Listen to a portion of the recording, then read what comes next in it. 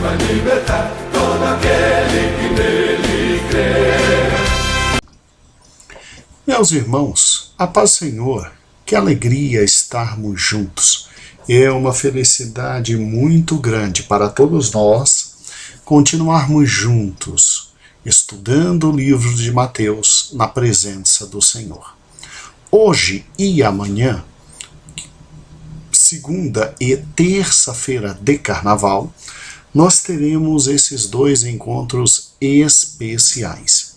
E aí na quarta-feira nós retornaremos com a leitura de Mateus capítulo 25, Mateus capítulo 26, 27, até Mateus capítulo 28, e o Senhor há de nos abençoar e terminaremos o primeiro livro do Novo Testamento. Assim, hoje e amanhã, período que nós denominamos na nossa programação de recesso, você pode ver isso, está na sua revista da Escola Bíblica Dominical, direitinho os dias de cada lição. Nós vamos nos utilizar desse espaço tão precioso para pensar um pouco mais sobre duas grandes advertências de nosso Senhor e Salvador Jesus Cristo. Em Mateus capítulo 23 e Mateus capítulo 24, brilhantemente estabelecidos os fundamentos por nosso amado pastor Cícero, nós vimos dois grandes momentos terríveis e que são consequências absolutas da rejeição ao Messias. Eu chamo a atenção dos irmãos para Mateus capítulo 23, quando no versículo 37 Jesus diz: Jerusalém, Jerusalém, que matas os profetas, apedrejas os que te são enviados. Quantas vezes eu quis juntar os teus filhos, como a galinha ajunta os seus pintos debaixo das asas, e tu não quisestes. Eis que a vossa casa ficará deserta, porque eu vos digo que desde agora não me vereis mais até que digais: bendito que vem em nome do Senhor. Que palavras duras, né?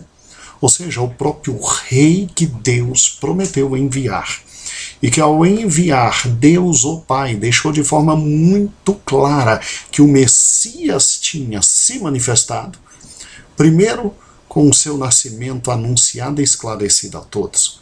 Segundo, com a demonstração de poder, graça, vitória e vida que Jesus demonstrava em todos os momentos que falava e que operava milagres e prodígios. Terceiro lugar, quando no próprio batismo Deus deixa bem claro que ali está seu Filho amado em quem ele se compraz. Mesmo assim, Israel, os fariseus, os saduceus, os herodianos, os escribas, os líderes rejeitaram o Messias. E o Messias vaticina, diz de forma direta e objetiva que ele veio para tentar ajuntar os seus sob suas asas e abençoá-los, e que pena que os seus não quiseram. O resultado? Quem brinca com o rei há de sofrer as consequências. Jesus disse que, infelizmente, Israel seria arrebentado e Jerusalém seria, infelizmente, destruída. Quando Jesus diz isso, é lógico que deixa os seus discípulos atônitos. Tanto é que os discípulos levam Cristo ao templo e ali mostram a Jesus absolutamente as grandiosidades do templo, a linda e maravilhosa obra feita de adorno por Herodes o Grande. E Mateus capítulo 24 começa dizendo assim: e Jesus ia saindo do templo, aproximaram-se dele seus discípulos para lhe mostrar a estrutura do templo. E aí Jesus, infelizmente, olha e diz: estão vendo tudo isso? Em verdade vos digo, não ficará aqui pedra sobre pedra que não seja derrubada. o rei estava chateado.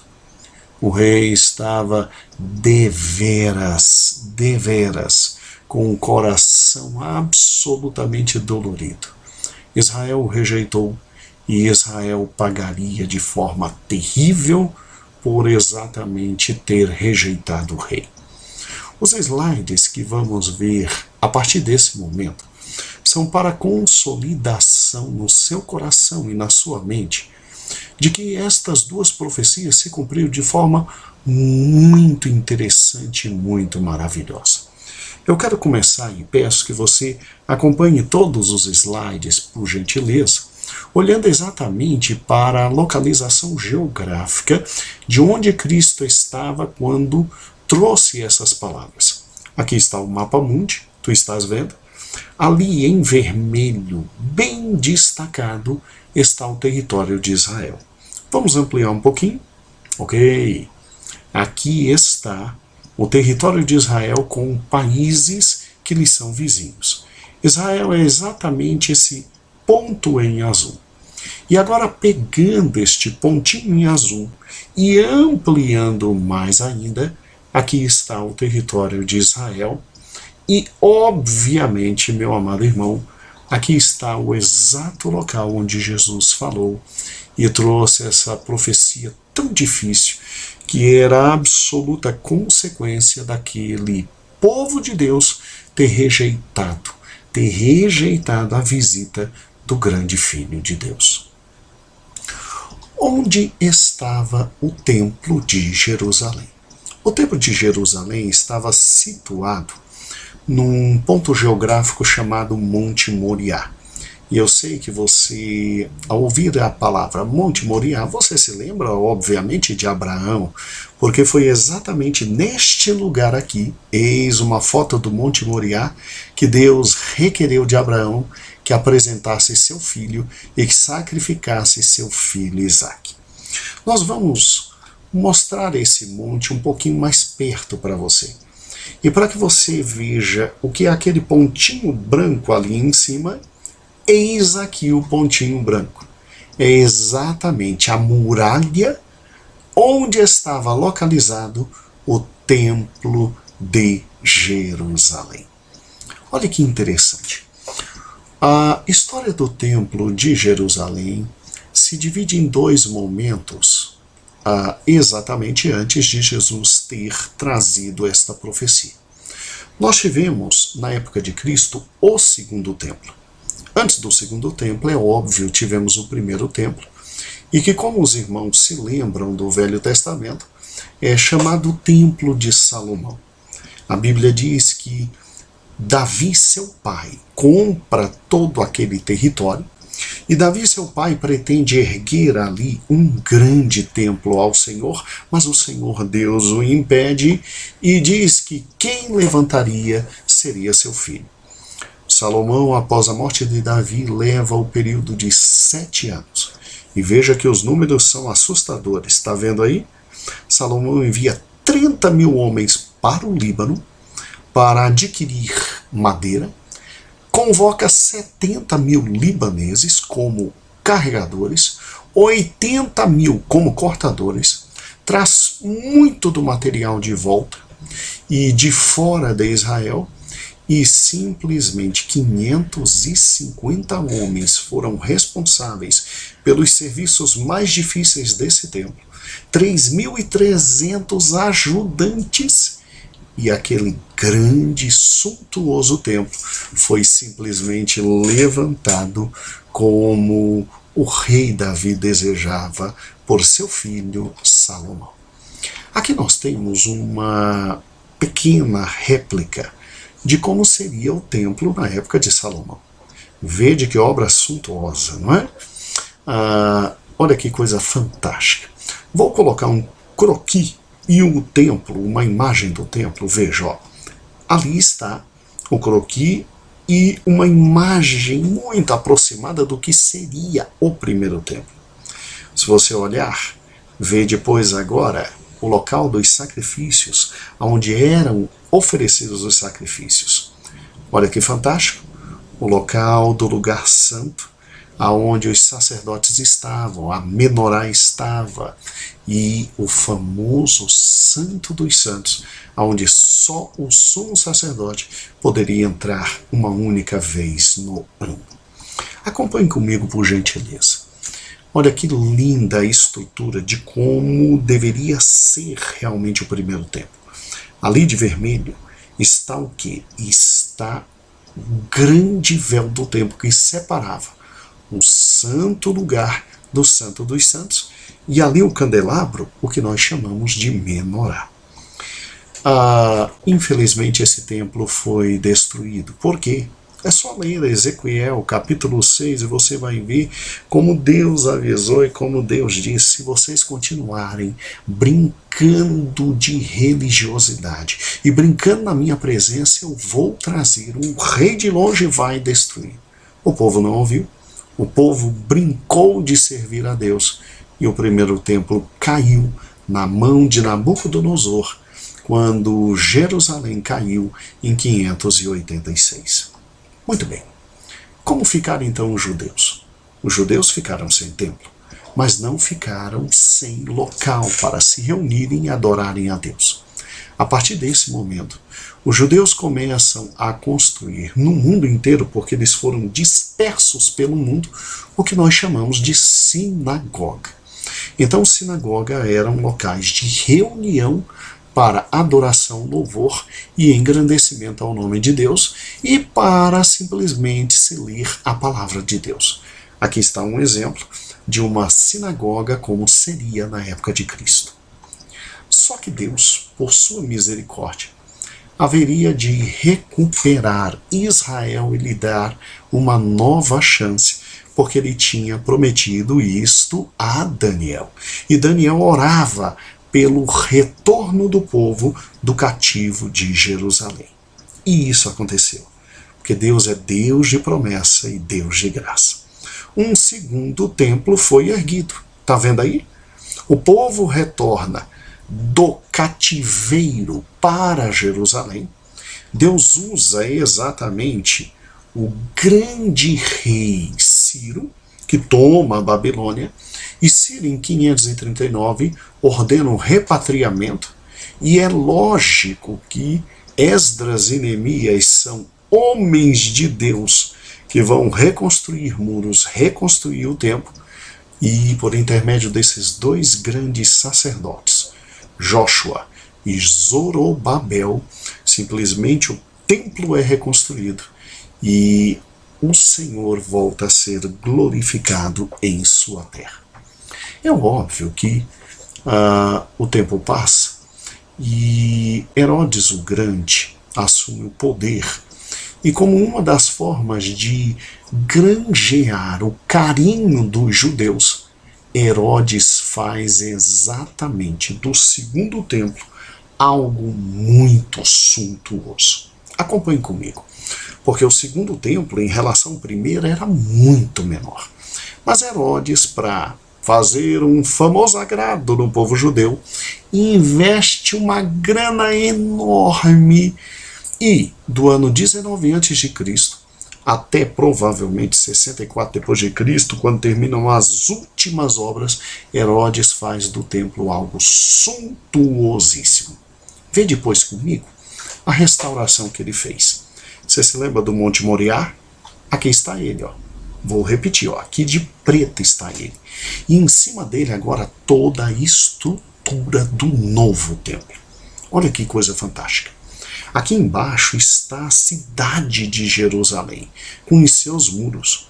Para você ver a dimensão do novo templo, eu vou destacar só uma das escadas que davam acesso. Está aqui de vermelho. Eu vou ampliar esta imagem. Você está vendo o tamanho do novo templo? Você está vendo a suntuosidade do novo templo? Olha o poderio de um novo templo. Irmão, como é que isso poderia cair? Como é que Cristo teve a coragem de dizer que isto um dia ia ruir, meu irmão? Agora acompanhem comigo. Vejamos imagens do segundo templo. Lindíssimo e excepcional, né? Você pode ver aí, ó, o pátio dos gentios. Lá dentro o acesso aos judeus lá dentro, o Santo e o Santo dos Santos.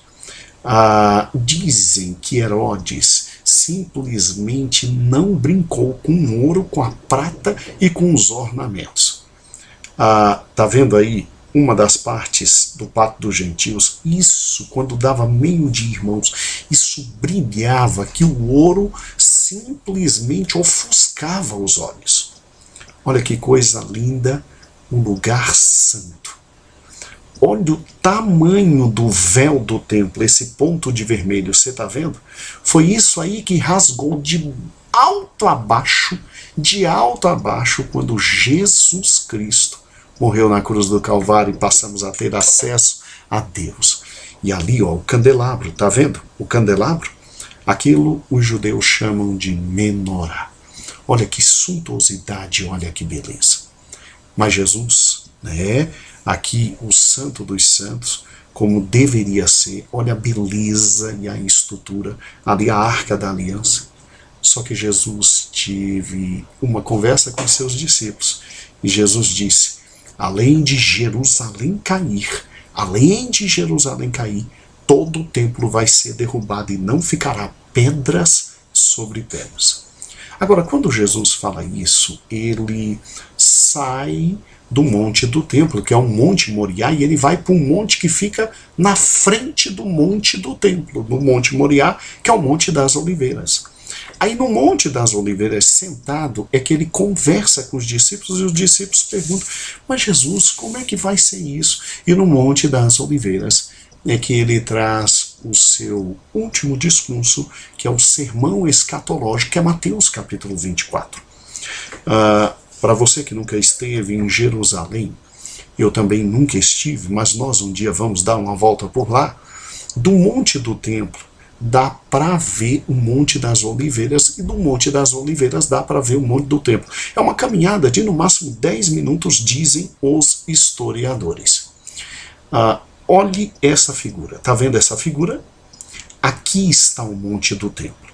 Hoje não tem o Templo de Jerusalém lá, porque o templo foi destruído. Hoje está uma mesquita e a doma de ouro, né?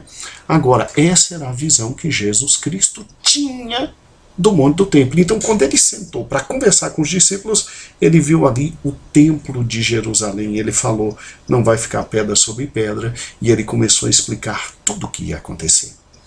Então, raciocine comigo. Olha que interessante. Jesus prometeu. O povo simplesmente rejeitou a vinda de Cristo. E quando Jesus fala, é óbvio que se cumpre. Como foi o cumprimento da profecia de Cristo? Bem, do ano 66 ao ano 70, e Cristo já estava morto aqui, os judeus se rebelaram contra o Império Romano, em razão de quê? Impostos a mais que o Império Romano estava começando a cobrar. Obviamente, guerra começou em razão desses impostos, e a consequência foi Vespasiano, imperador do Império Romano, manda seu filho Tito atacar, sitiar e dominar de novo Jerusalém. O que aconteceu? Os judeus conseguiram segurar Tito por pouco tempo, 3, 4 anos, e em 1º de agosto do ano 67 da era cristã depois de Cristo, Tito invade, e Tito acaba, ele cerca Jerusalém, e no ano 70, 3 anos depois, ele acaba com Jerusalém, e ele acaba com o templo, e não fica pedra sobre pedra. Aqui está uma foto do general Tito em seu cavalo branco, famosa foto, destruindo Jerusalém. Ó, Jerusalém pegando fogo para tudo que é lado. Judeu morto de tudo que é canto. E Jesus dizendo, eu vim para evitar isso, mas vocês não me quiseram, então agora aguentem. Olha que interessante como ficou o templo. Você se lembra daquela obra monstruosa? Ficou somente uma parede chamada Muro das Lamentações e simplesmente as pedras. Olha as pedras destruídas. Por que não ficou pedra sobre pedra? Porque o templo era revestido de ouro. E botaram fogo no templo, o ouro derreteu, entrou nas pedras, e os romanos iam derrubando pedra atrás de pedra para ter ouro na mão. Amados irmãos, como prova inequívoca, além de botar fogo em tudo e destruir tudo, pegaram a menorá, tá vendo aí? O candelabro de ouro, a menorá, e levaram embora para Roma. É óbvio que muitos dizem, mas isso é história, mera história, história nada. Olha que interessante, a vitória de Tito foi tão grande que em Roma existe uma construção arquitetônica chamada Arco de Tito em comemoração a essa vitória. Olha que interessante, ele é feito de mármore, foi feito 81 depois de Cristo e tem uma inscrição dizendo, primeiro obviamente em latim, e o significado é: o Senado e o povo romano dedicam ao divino Tito Vespasiano Augusto, filho do divino Vespasiano. Se você for a Roma, aí está o Arco de Tito. Aqui está exatamente aquele escrito: o Senado dedica esta vitória a Tito. E o mais doloroso, aqui do ladinho, está essa foto como representação, foto não, né? Escultura, né? Como representação desta grande vitória. Amados irmãos, Jerusalém foi destruída. Amados irmãos, o templo ruiu e não ficou pedra sobre pedra. E Jesus veio e Jesus disse: eu queria evitar isso, eu queria abraçar vocês. Como uma galinha protege seus pintainhos, eu queria abraçar. Mas eles rejeitaram o rei, rejeitaram a visitação do rei, rejeitaram a graça e a misericórdia do rei. Muito cuidado, irmãos. Abramos os olhos para também não cometermos o mesmo erro desse povo e jogarmos por terra toda a graça, todo o amor e toda a misericórdia. Até amanhã, com mais um estudo dirigido neste ponto que nós consideramos extremamente importante. E lembre-se que quarta-feira voltamos com Mateus, capítulo 25. Até amanhã. Um grande abraço. Deus te abençoe.